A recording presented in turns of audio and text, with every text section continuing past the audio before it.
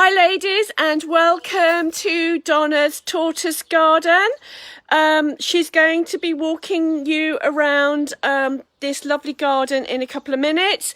As always with the Facebook Lives, can we ask you to push the love button or the like button when you see something that you like?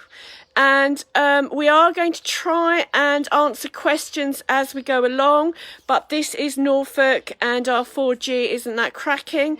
So if you've got any questions, please ask them on the comments below, and we will get Donna to get back to you afterwards if we can't answer them as we go along, but I will shout if I see any.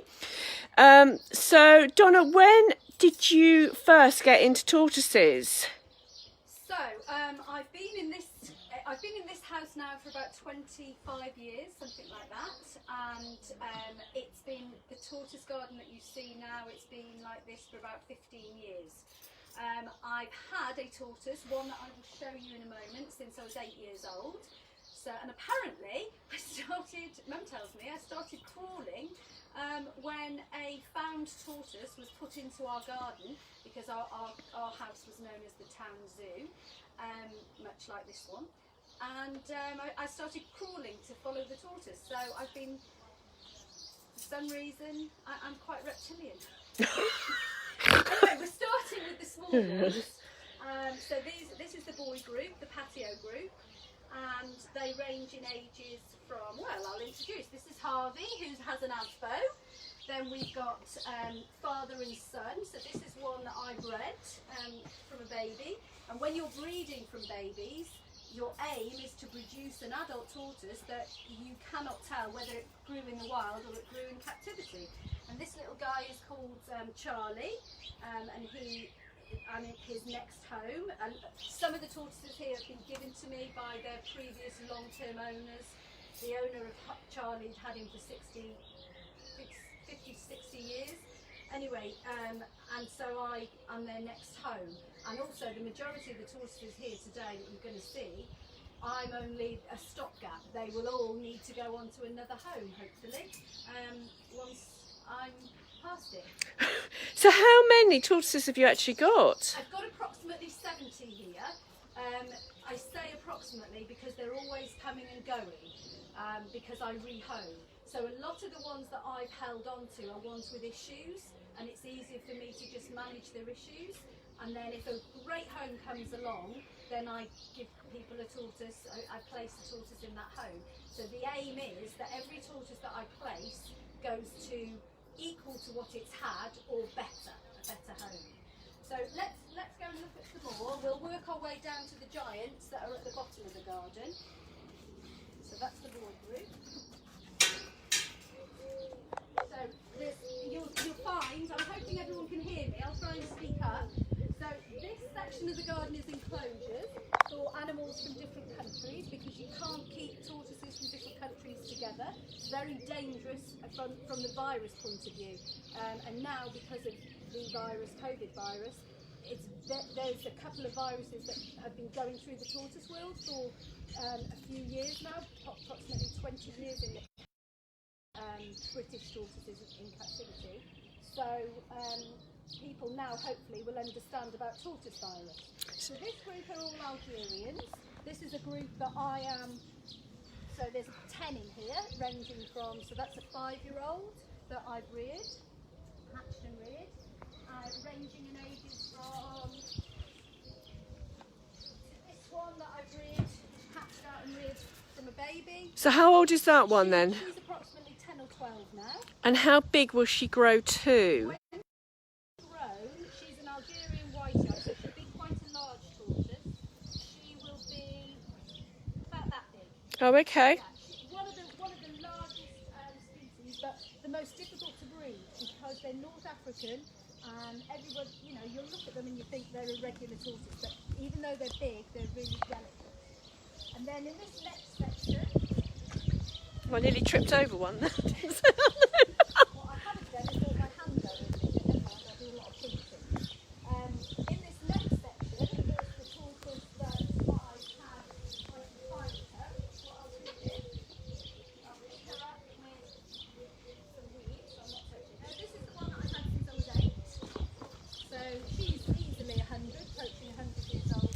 And how long, I mean, I know they do live for a long time, but how long is the average life expectancy of a tortoise? Should be around 120. Oh, okay. That's what we believe, about 120. Yeah? It all depends on, when they're this size, their longevity depends on how they're kept in the first 5 years of their life. Okay. So those are the important years because they're growing years. And what sort of tortoise is this again? These are Turkish spur-thighed Ibras. So spur-thighed Ibras, Testudo Ibra. So their origins are Turkey, southern Spain, all those regions. So where is the natural habitat of a tortoise? Where in the world would you find a tortoise naturally? Every country, apart from obviously, you know, the Iceland. So in South America, you have forest tortoises. So redfoots, elongated. On the islands, the Galapagos, you have the giants. In Africa, you have leopards and the sulcatas that we're about to see. Or if you just turn the camera there, so both of those are sulcatas. Those are quite small because they're females. The one on the right is Amy, and she was hatched out in Africa. She was one of the earliest imports into this country. So this is Amy, ladies. Amy. Yeah, and how old is Amy? So actually, if you buy a tortoise, you have to think. You can't think. 3 generations, you have to think. Absolutely. If you do it right, if you grow them properly when they're tiny, if you keep it in a house in a fish tank and you feed it lettuce, it will not live to be 100 years old. It has to have sunlight, and that's Delilah on the left. So Amy was a gifted tortoise to me from she came from a friend. Delilah was a handed-in rescue. In here, there's 15 tortoises in here. So ones that I've hatched, and then other ones that have come in. Oh, let's show you Tutti. So Tutti, easily 100 years old. Hi Joe, Joe's saying hello from Wales. And you're looking very big because I've made you big so they can see the tortoises and I can't shrink you. So who's this? Tutti. She was one of my major rescues. When she came in, she was emaciated. I don't know how long she had me for. When I had blood work done with the vets, they said she should be dead. According to the blood work, she was dead.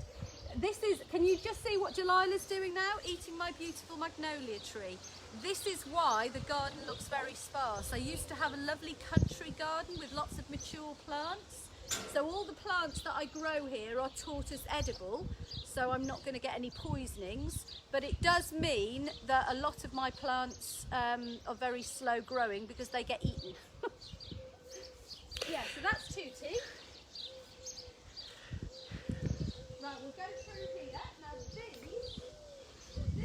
are, if I can find them, these are one of the smallest tortoises. So there's 3 boys in here that live together. They're all approximately 80 years old. And what are these? Tunisian. So Tunisian tortoises, again the spur-thighed, but one of the smallest breeds of tortoise. So basically with tortoises, size does not indicate age. Species indicates size. So you know when we were kids and everybody had tortoises, Yeah. what sort of tortoises did they have? These that I'm showing you Right, now. so there wasn't sort of one generic No, tortoise. we didn't realise. Right, okay, Now okay, yeah. We've moved on and we know now what we did wrong. So when we said they just died in hibernation, they don't just die in hibernation. Human error causes them to die in hibernation, but we know now how to prevent it. So obviously you can't play God, you can't save them all, but there's a lot of stuff with tortoises that's still the wrong thing to do, mainly lettuce. Lettuce is diabolical for tortoises. Anyway, in here, we'll move on to the giant ones now. These are 3 boys that live together, all retired boys. This is Harry. Actually, Harry was found wandering in Norwich by a policeman about 40 years ago, and so the policeman took him to somebody that I know. He was then rehomed by her and he lived in a house outside Swaffham for about 25 years, and then he came to me about 2 years ago.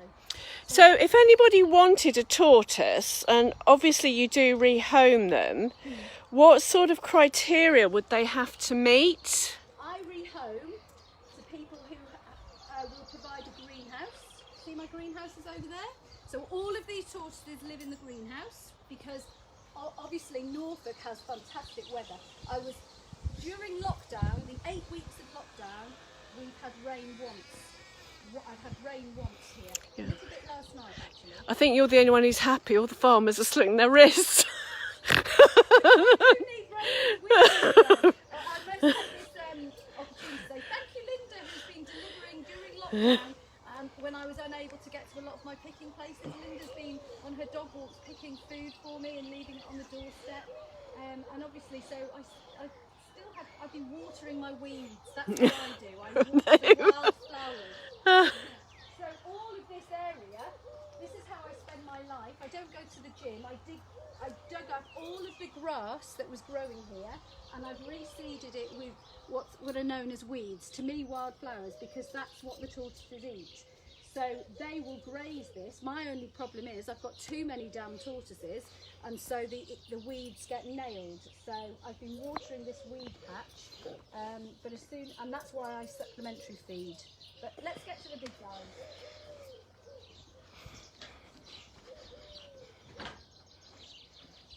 Right, over here, so in the pool, in his favourite pool, this is Buddy. Buddy is a water baby. He just loves the water. Every opportunity, that's where he'll be. So Buddy is a giant Seychelles. He's 14 or 15 years old, so he's not fully grown yet. He currently, him and the other one is Petal. Petal weighs 90 kilos, Buddy weighs 80 kilos.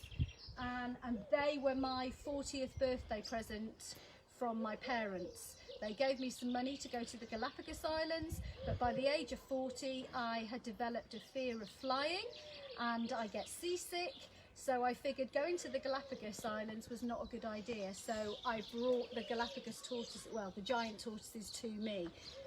You cannot buy Galapagos tortoises, well, not with, I wouldn't have enough money to buy a Galapagos tortoise, so I purchased some baby giant Seychelles tortoises. So these originate on the island of Aldabra. And my daughter actually has just purchased some babies. So you can see some babies over here. So I can't touch these because I need to do my hands. So what I'm going to do is just show you in here where we keep them. So all of these tortoises don't hibernate. The giant ones we're going to look at, the sulcata, the leopard and the aldabrans, don't hibernate. So this is where they are when the weather is not as beautiful as it is now. While I'm in here, I'll just get myself some gel. So lots of, I don't have a food bill because they keep the lawn grazed, cut nice and short. But what I do have is a very large electric bill. And come on, Ray. So, and then I can now spray my hands and I can show you these babies.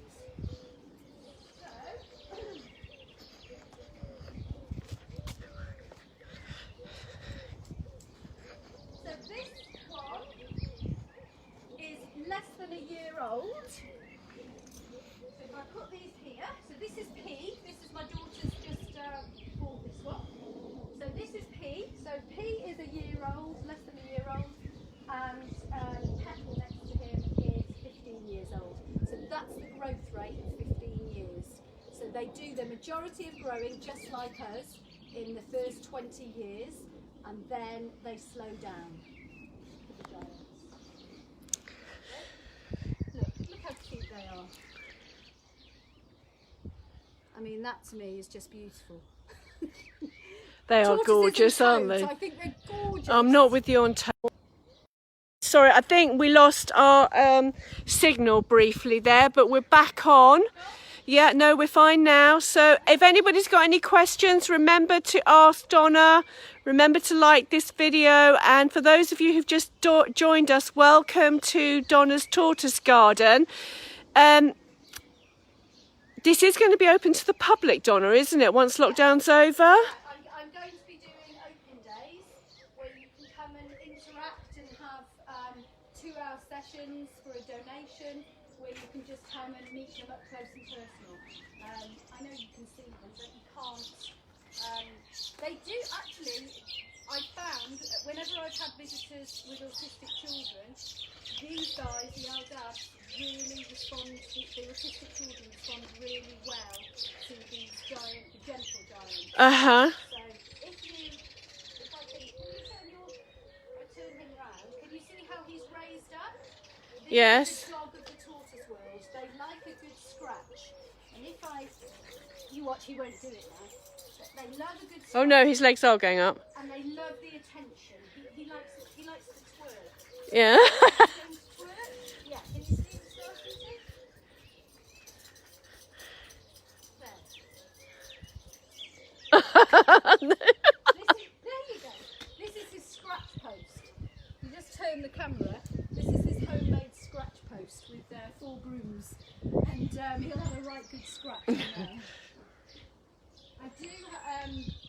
I do have, if anyone wants to follow me on Instagram, it's Norfolk Tortoise Garden. And it's Norfolk Tortoise Garden on Facebook as well, isn't it? Right, so that is his kettle. And they love a good scratch and they love attention.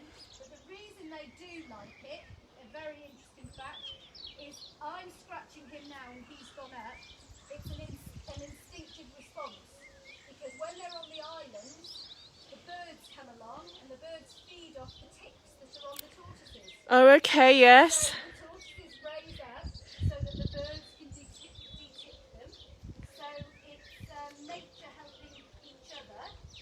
And very often, I know it has been, people have seen that the tortoises, obviously the fully grown ones, are these fully grown ones of these can be up to 200 kilos.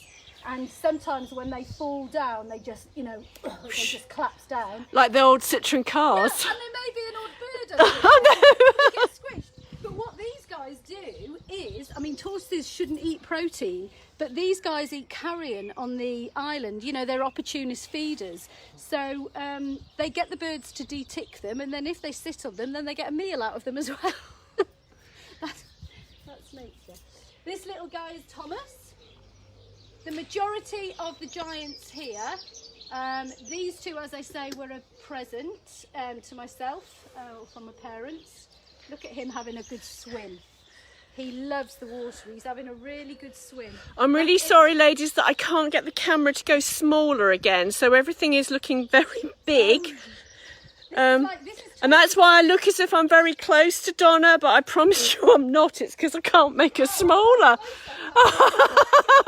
I'm miles away from her. This is first wake up in 8 weeks. Yeah, that's like tortoise hot tub. Right, So you were saying about rehoming them, Donna? yes, so I rehome, so the ones that I rehome a lot of are the leopards, which are currently in the shade. Let's see, there they are. Can you see them there? I rehome a lot of leopards. Those are non-hibernators. So those come up quite often. Those are 2 girls. And then quite a lot of sulcatas that will go into the field. So in the field are the African sulcatas, which is a giant African spurge tortoise. If we go into the field, there's Thomas having a drink. A lot of people panic when the tortoise puts its head under the water. So they think they're going to drown. They're not. A tortoise has to completely submerge its head in order to drink. Very often lots of people will see a tortoise with its head underwater and pull it up because they think it's going to drown, and the poor tortoise is just trying to get a drink. There must be so many tortoises over the years that have Died of dehydrating. died. So the ones that don't hibernate, when I was a kid I thought all tortoises hibernated. No, it's only the Mediterranean ones hibernate. So this guy over here is Norman. If I hibernated Norman, he would die because he comes from Africa and he's not designed to hibernate. The Mediterranean tortoises from around the Mediterranean Sea are designed to hibernate because we have winters where there will be no food. Do you think that's why so many did die when we were kids then? Because No, because these weren't imported. oh, okay, these are new. Yeah, these only started to become imported when the ban came in for importing. You know, we were importing so many tortoises for the pet trade that the wild tortoises were suffering. The populations were decreasing. We would have lost so many species, would have become extinct, and so they put a ban on importing them. 90% of the tortoises that were imported into the pet trade died within their first year. So the ban came in 1984, and that's when people started importing the ones that were outside of the ban, which are now the exotics, like the redfoot tortoises from South America, the leopards, the sulcatas. But the thing about the sulcatas is they are so easy to breed in the UK. So when the first were brought in, you would buy one for about £1,000. Now, you know, I give them away. So, but this is what happens to them. This Norman, bless him, is my favourite sulcata, but Norman is a mess. Norman was fed all the wrong foods. He was fed fruit and veg, which meant that he didn't drink. When I first gave him water, he was biting it. He didn't know how to drink. He was fed lettuce. He was reared under artificial lamps in a house, so that, you know, and there's no fruit and veg in Africa where these guys come from.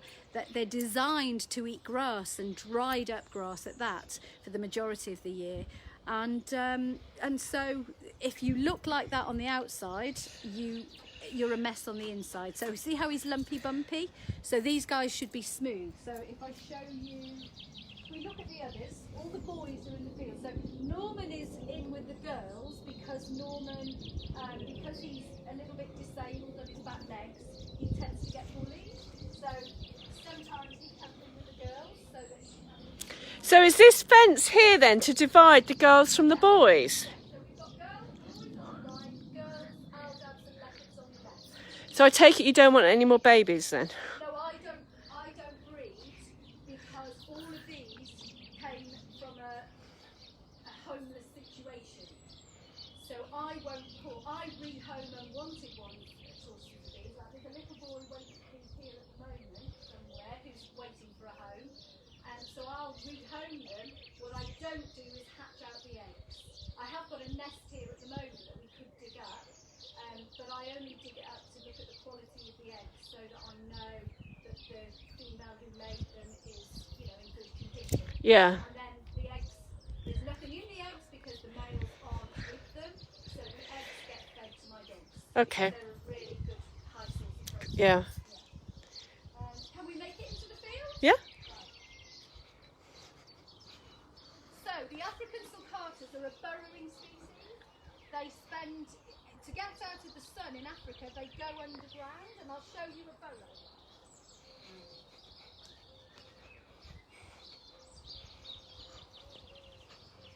So this is Phyllis, and Phyllis has reverted to being a wild tortoise. So by the end of the summer, as I approach her, I'm just going to whistle around your back so we can see you. by the end of the summer, as I approach her, Phyllis will retreat and reverse into her burrow. Now this burrow is 8 foot deep, so they are experts at burrowing down. Oh my goodness me, wow. Yeah, so basically the end of this burrow is where I'm standing now. That's where Phyllis sleeps, and I have sent a thermometer down there, and it stays so I let her sleep down in her burrow every night in the summer because it you know, ground heat source. Yeah. So she stays lovely and cozy and warm in there, and she's a brilliant tortoise. She's able to burrow. She's very good at doing it, and she reverts. By the end of the summer, she will, as I approach her, she'll reverse in and you know. So she really has gone native. Yeah, she's gone native. That's a perfect way to put it. Yeah. And these tortoises keep this field. We used to have a ride-on mower to cut it, and it looked like a bowling green. Now we don't have to cut it. They keep it eaten down. I could do with some rain to let it so it grows a little bit. But my problem is they dig holes all over the place because they are burrowing tortoises. So these are the boys who all got the school. This is Dave. So if you don't have terriers to knacker your lawn, invest in a few tortoises. Keeping giant tortoises like this is like keeping horses. You know, I have who pick the field regularly. Oh, okay. This little guy coming up to us, he's the one that's looking for a home at the moment. There's Dave. This is my great. I've just written an article on this guy here. So this guy is called Joe. I've just written an article on Joe for a tortoise magazine, a publication, because Joe is one of the most unusual cases that I came across. He came to me severely fly blown, and you can still see he's got 2 holes. So 2 holes have remained. They're sealed up now, but the maggots, his whole shell, the scoots fell off. Some of the bone, I had to debride the bone, and the maggots had drilled into his lung tissue. He was half the size he was when it happened. He's carried on growing. It's about 6 years ago now. He's done really well. Those holes are sealed inside, and I need to be filling them in because they do collect dirt now. I'm forever hoovering out his holes, as you do. So how many vets come to you then, Donna? Because you do the National Pet Show, don't you? I do the pet show once a year, which is organised by a famous vet. So I do his pet show once a year now as advising, giving advice at the pet show, so I'm a tortoise advisor there. And then I have co-authored in the past with an exotic vet for articles for tortoise vet journals, so trying to pass on knowledge. So the vet will do the veterinary side of it, ours is the husbandry side. Now this new venture with me opening up the garden to the public to help pay the vet bill. Because these tortoises turn up on my doorstep and you can't say no. Even though I'm full up, it's really hard to say no when you get a sick tortoise on your doorstep. So I still help quite a few people. So this really is a tortoise sanctuary, isn't it? You can see, I count them, 1, 2, 3, 4, 5, 6, 7, 8. 8 boys that you can see. Only 2 of them came in, by me. The others are all rescue cases. So Dave came in very sick. Joey came in very sick. Bronte down there lived in a house in Manchester where she had a bedroom but no garden. Oh my God! And the guy was carrying her up to the bedroom every night. Lovely chap, but he couldn't carry her anymore, and she had plastic grass in Manchester. She didn't have any grass, and this is what they do. These giant tortoises eat grass all day long. Who else is there? So is there not some sort of regulation, No. before you buy tortoises? No, the pet trade is there are so many loopholes, and there should be. I'm not saying the pet trade. I'm a supporter of the pet trade because I'm a person who's had pets all my life. But there needs to be. Anybody can go out and buy a pet. There's no. We are trying, and you now do have the 5. What do they call 5 safe methods where. It's a bit like puppy farming, though, isn't it? Obviously, we wouldn't get our dogs. Yeah. So, but no, there are laws regarding death threat and breeding, but like with most things, there's loopholes, and every baby tortoise requires paperwork, but horsefields don't. Very often I've had tortoises that have come to me unwanted with paperwork, and the paperwork has been for a spur-thigh tortoise, but yet the tortoise that's come to, or has been for a Herman's tortoise, and yet the tortoise that's come to me is an endangered tortoise that no way hatched in this country. Right. I had one of the most endangered tortoises in the world was brought to me half dead, and it was bought from a taxi driver in Cambridge for 20 quid. And he brought it over in his pocket.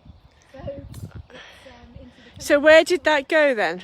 That died. Oh, did it? That was very, Very poorly. That was practically dead on my doorstep. Yeah.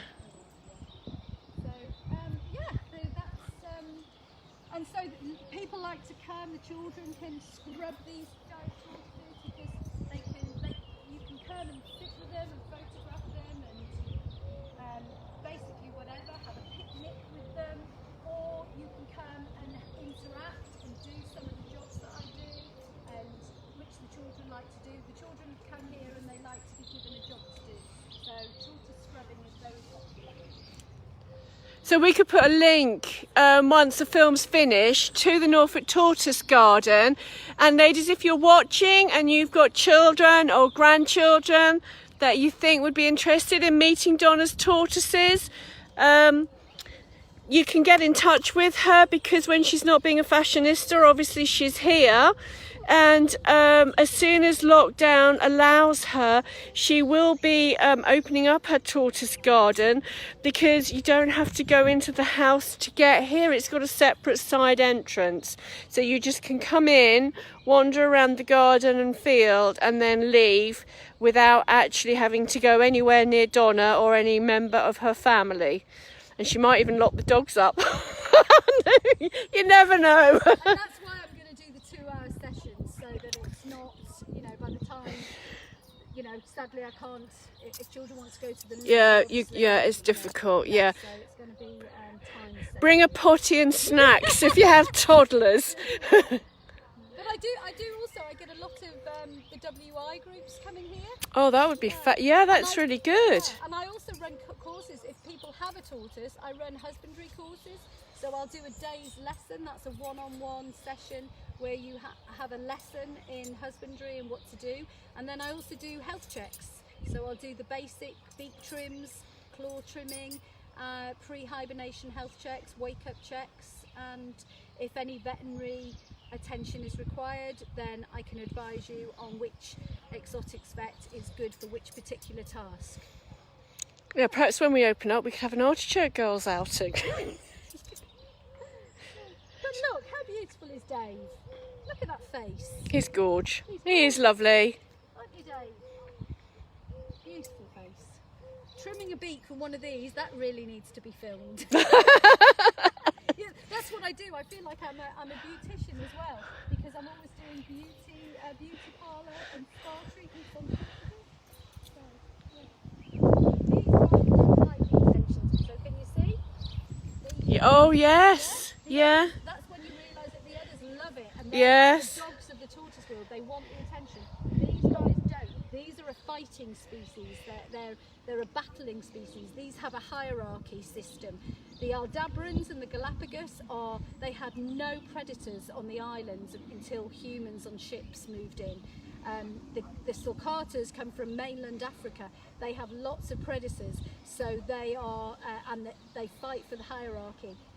So Dave is my dominant male, which is really good because he's a really nice natured sulcata. He's not aggressive, but can you see here under his chin of these? They're called goulars, and those goulars make it very difficult for him to graze the grass, but the reason they're so big is because he's my dominant male, and these are the weapon of choice for a sulcata. So what they do is when they're in battle, they use these to tip each other over. They put them under here, so if my hand is the goular, they put them under and they tip each other over.